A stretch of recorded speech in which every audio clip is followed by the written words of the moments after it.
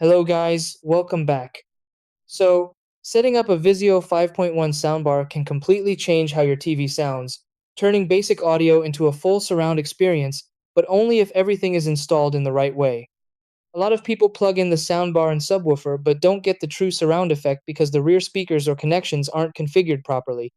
This system is designed to deliver immersive sound, which means placement, wiring, and input selection all matter. Even a small mistake, like using the wrong input or placing speakers incorrectly, can reduce the overall performance. Once everything is set up correctly, though, you'll notice a huge difference in clarity and depth. In this video, I'll walk you through the exact setup process so your Vizio 5.1 soundbar works perfectly from the start. Try these first. Step 1. Connect the soundbar and subwoofer to power outlets. Step 2. Connect the subwoofer to the soundbar using the included pairing process. Step 3. Properly connect the all rear speakers to the subwoofer ports. Step 4. Use an HDMI ARC or optical cable to connect the soundbar to your TV. Step 5.